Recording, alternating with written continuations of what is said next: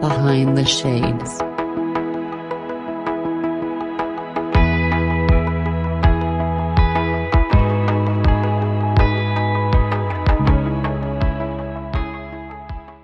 Kevin, good. Actually, I didn't even ask you the time zone. Good morning, afternoon, and evening where you are. How are things? I am living the dream. I am in EST as well, so it is the same time for me as it is for you, but I'm excited to chat. I appreciate you having me on, my friend. Perfect, perfect. So I do appreciate you having here. I think in our green room, I saw a couple of tattoos there. Do they mean anything?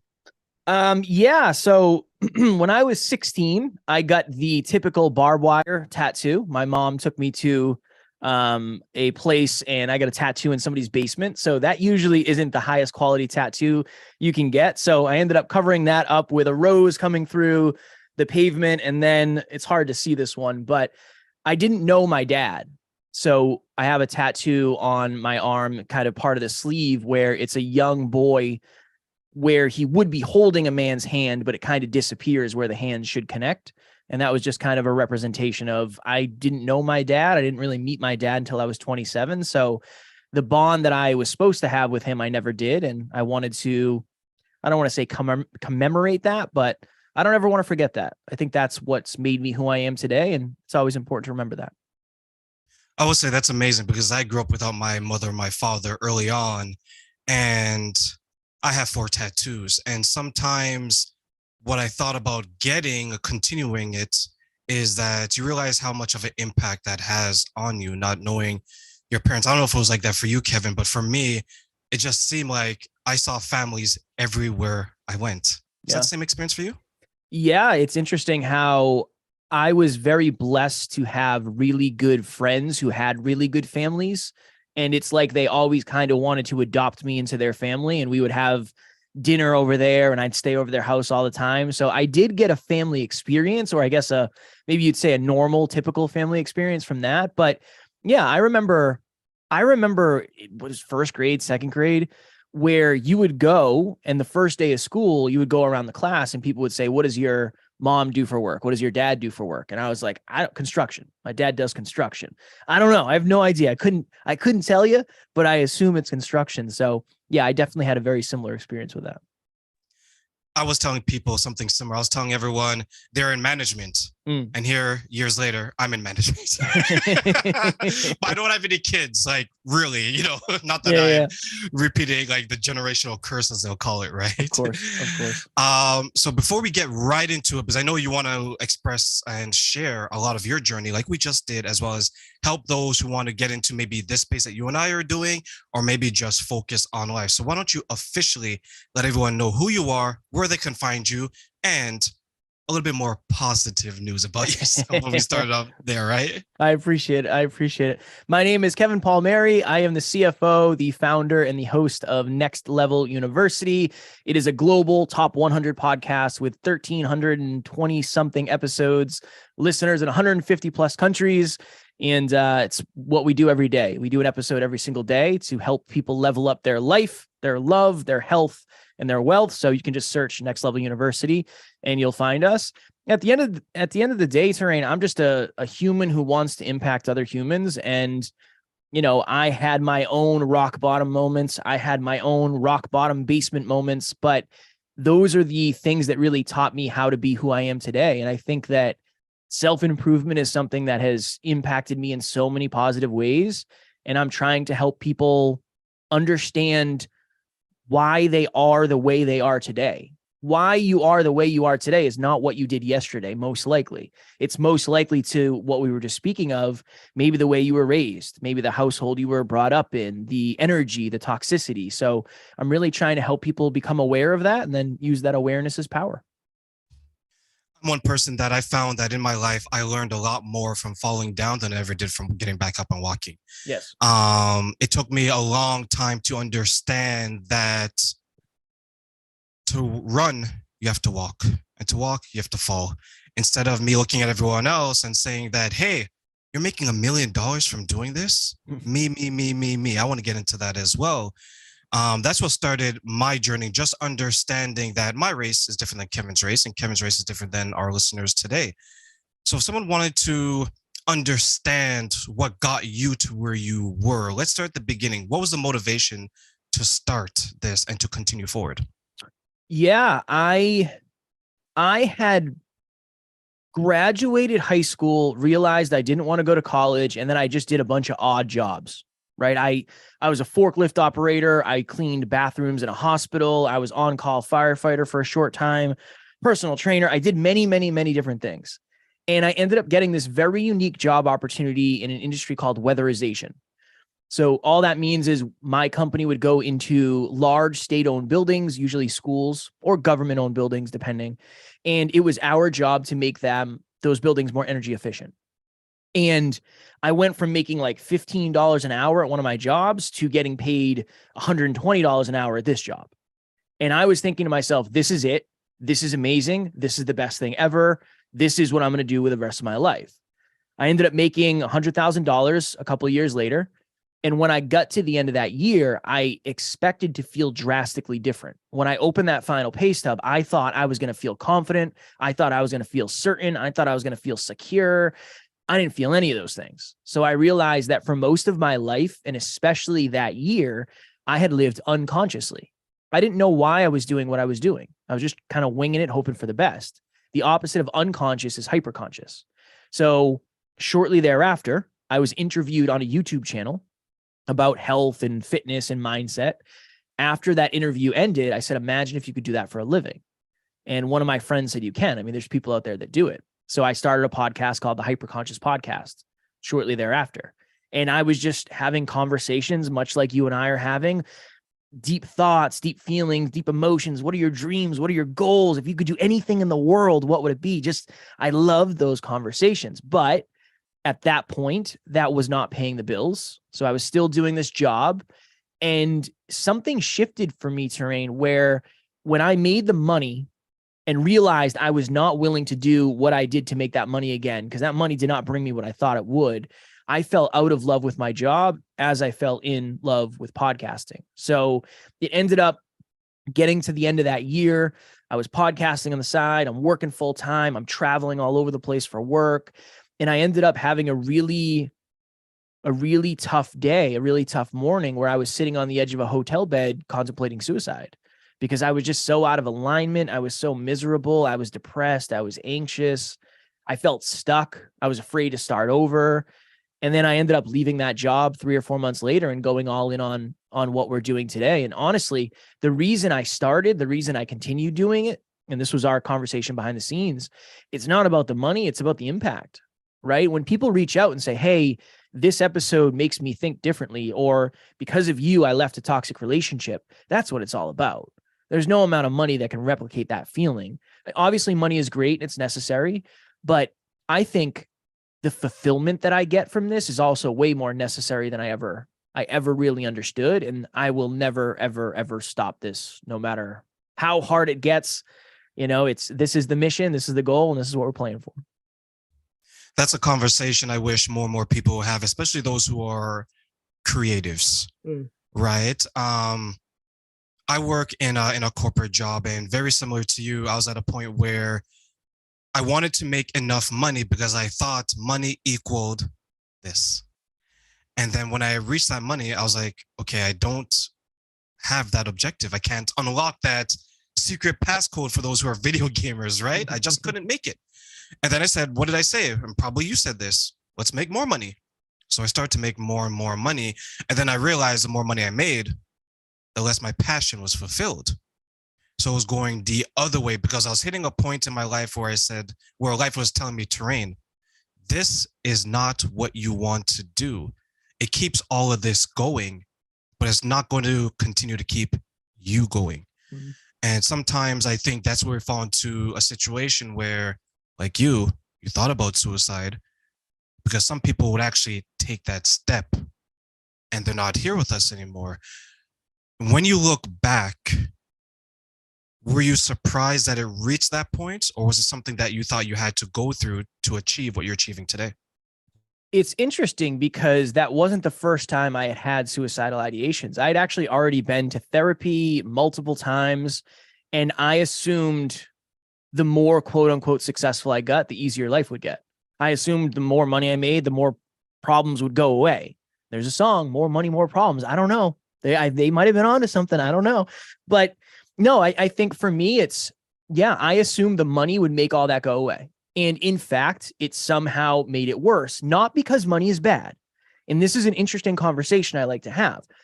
You will hear people say that money can't buy happiness. I disagree. I think money can buy momentary bouts of happiness. Money cannot buy fulfillment.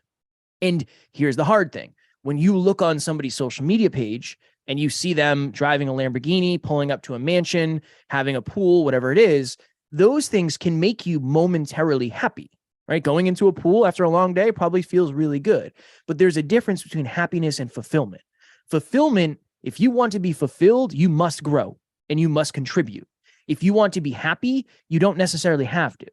Happiness is a dopamine spike. Fulfillment is you doing something that you feel you should be doing, usually to the betterment of others. And I think when I started to understand that, it started to make sense.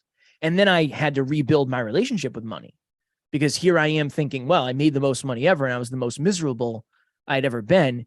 Was that money's fault, or was that the way I was operating with the money? So yeah, it's something that I think, I don't want to say it had to happen, but I'm grateful it happened now because it's in the rearview mirror. And I think it just allows me to understand at a deeper level what a lot of us are going through. I understand at a deep level. If you really, really loathe your job, I understand what it's like to not want to go back. I understand what it's like to potentially imagine that job taking your life. So I think that just helps me help more people at the end of the day.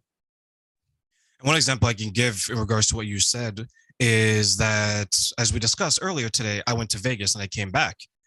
Money allowed me to go to Vegas, and you get happy when you purchase that ticket and things of that nature.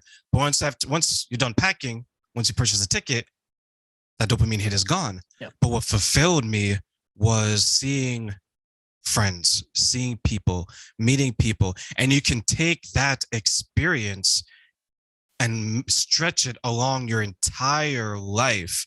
And that's something that I want to express to people, and I'm glad you pointed it out, is that money isn't as bad as people says it is, because it unlocks the door to many things. It can let you take your wife or your husband on a date. It can take your family on vacation. It can get you a nice car, a nice house. It's what you do with it. If you're going to, best example I can give is, it's like you're dating that girl that you don't know, that you know is not good for you. We've all been there, right? Mm-hmm. This toxic girl that's not there for you. When you see her, you feel great because she's good looking, she's sexy, she's all these other things, right? But you know you're not fulfilled with her. You have to find your fulfillment. Do you feel that you found yours, Kevin, doing what you're doing? Definitely. Yeah, definitely. The simplest answer is yes. And a good representation is I would do this for free if I had to. I think that's a really good understanding. In the beginning, I did this for free. And it was like, I love this so much. This fills my cup so much that I want to find a way to make this work. So this is my example for this. I think many people have their P's in the wrong order. They find something that is profitable and then they try to convince themselves that they're passionate about it. Like, oh yeah, I really love this job. Why do you love it? Well, I make 6 figures a year, and it's good. Okay, well, no, why do you really love it though? Is that all? Oh, okay, interesting. Where there's a lot of people who, and this, I like analogies, I'm a visual person. A lot of people jump into a pool and they're saying, okay, I need to stay in this pool for the next 25 years so I can get to retirement. Or I need to stay in this pool because the longer I stay in this pool, the more money I'm ultimately going to make. And then eventually they say, okay, cool, I'm done. I can get out of the pool. When you find something you love, you figure out how to swim, and then you figure out how to build a house in that pool, and you figure out how to breathe underwater, and you figure out everything. You don't ever want to leave the pool. You want to figure out how to exist in the pool. I think that's what finding your purpose and living a life with fulfillment is. You find something that you're super passionate about, and then you find a way to make it profitable because you want to do it forever. And that becomes the mechanism for you to do it forever. So yes, I am the most fulfilled I have ever been. I am also the happiest I've ever been, but my life is also the most challenging it's ever been. And I think that's an important distinction, because I think when we think of quote unquote success, we think of easy. And I might be the most successful I've ever been, but life is also the most challenging.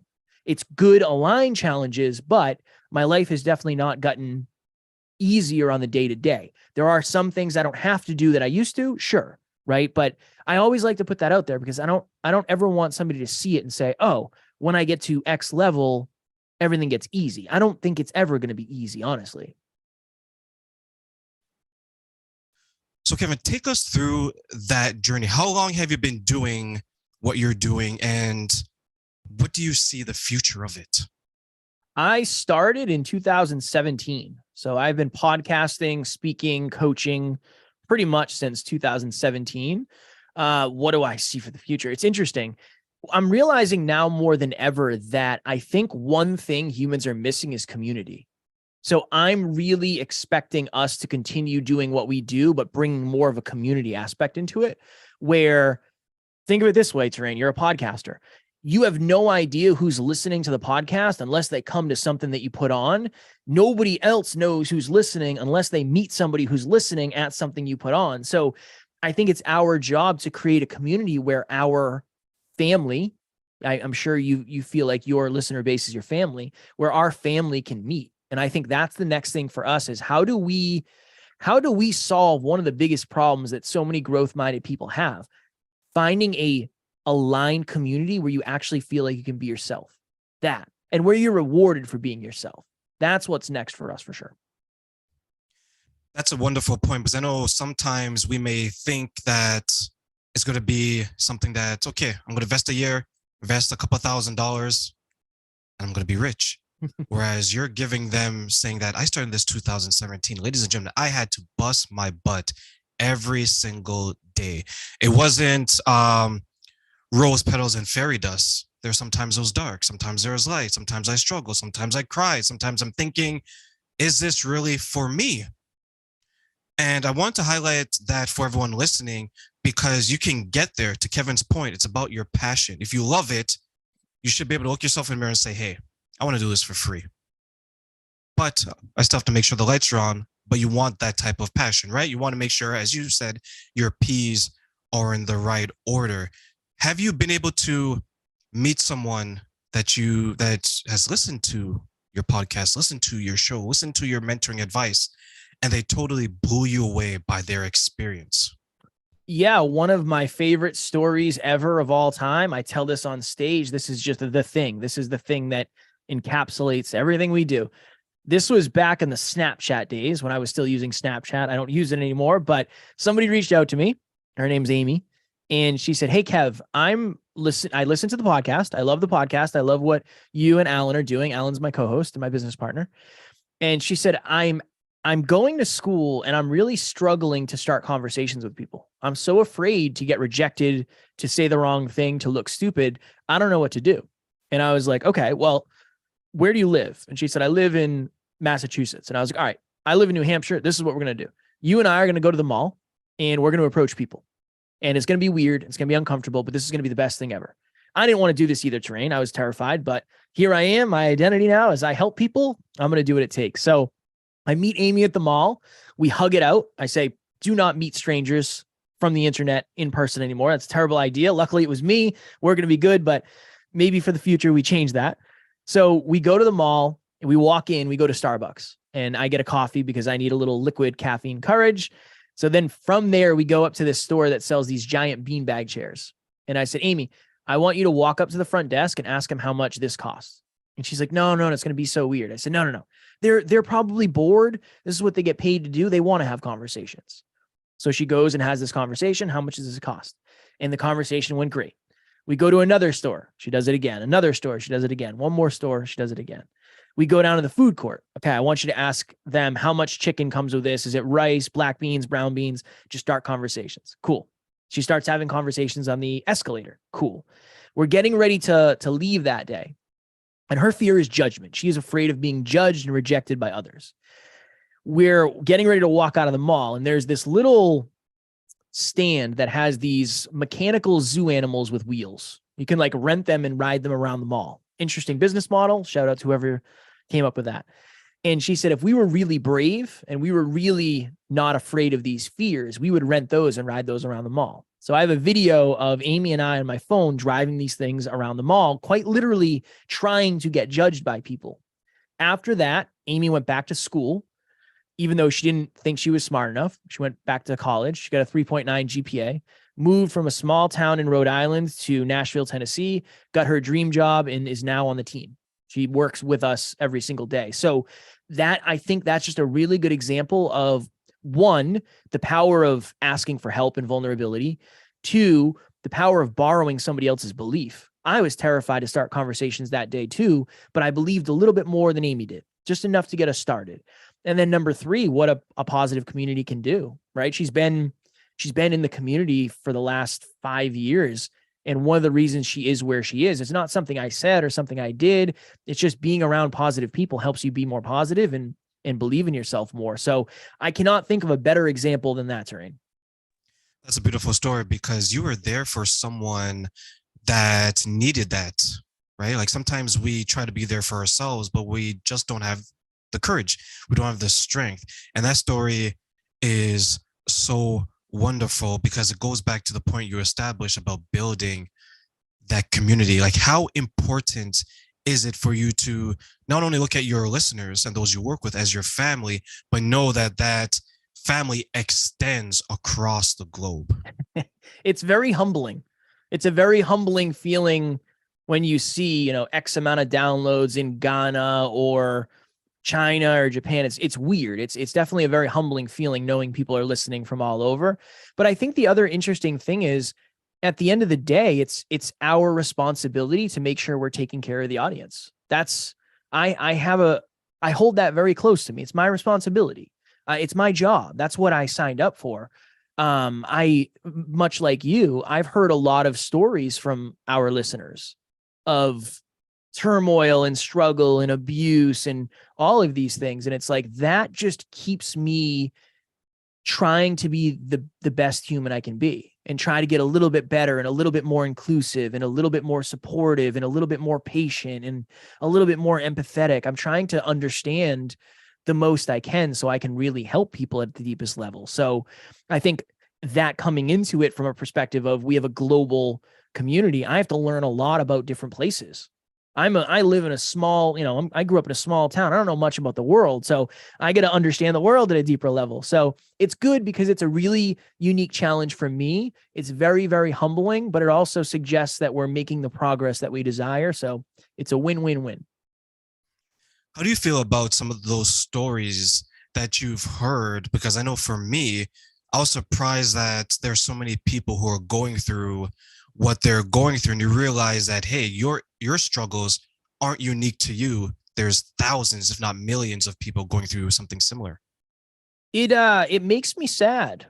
It makes me sad. The majority of our listeners are female, and many of the listeners I've spoken to are in relationships with men, and many of them have been physically, mentally, emotionally, sexually abused.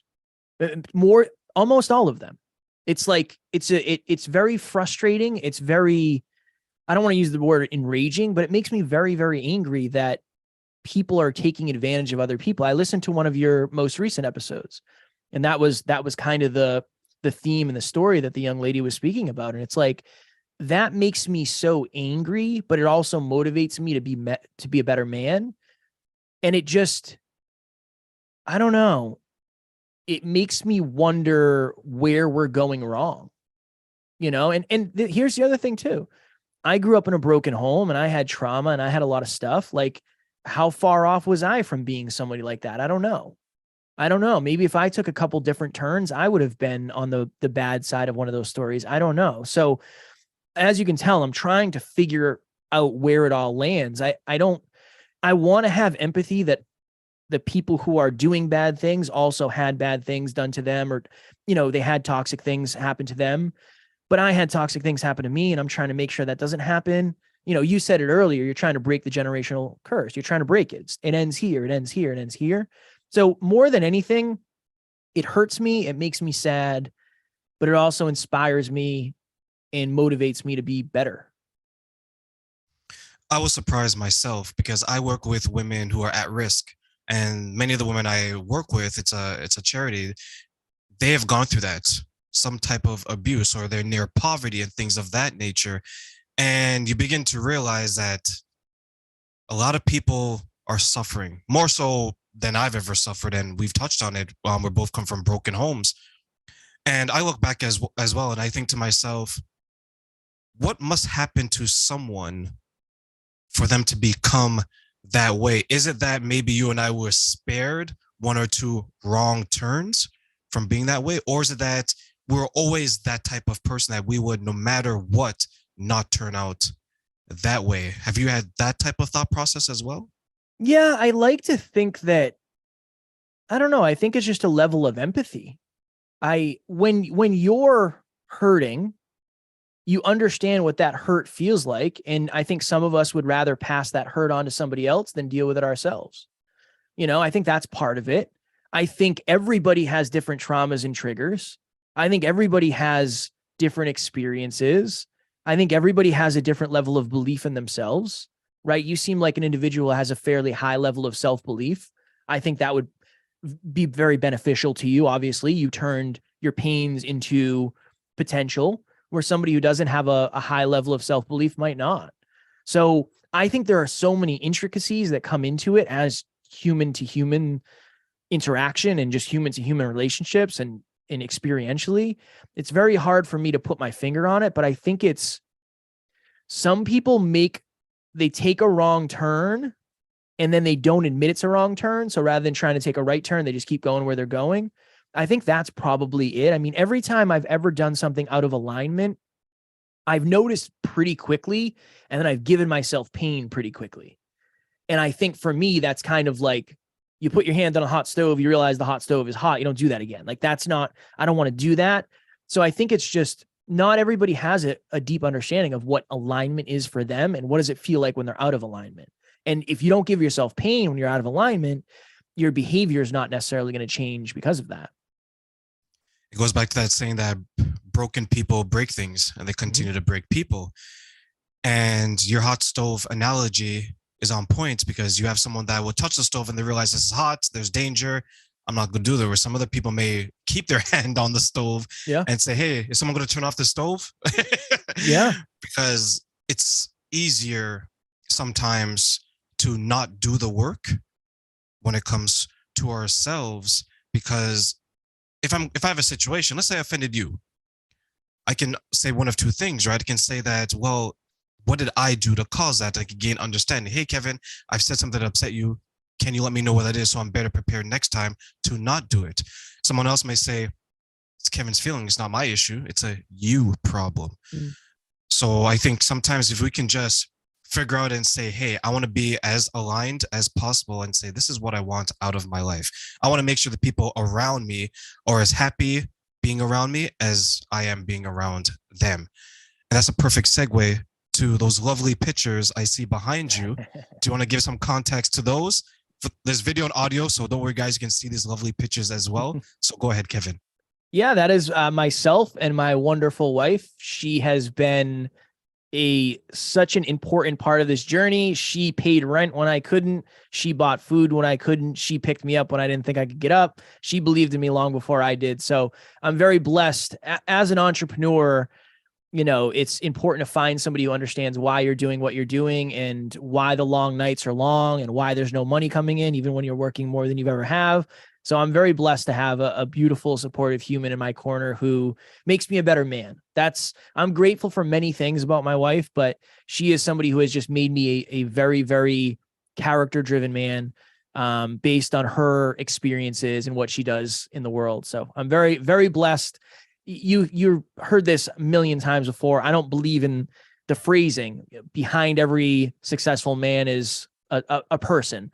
It's next to. There's no behind. My wife is next to me. She might not be in the limelight, but that does not mean she's not putting in the hard work to help me get where I am today.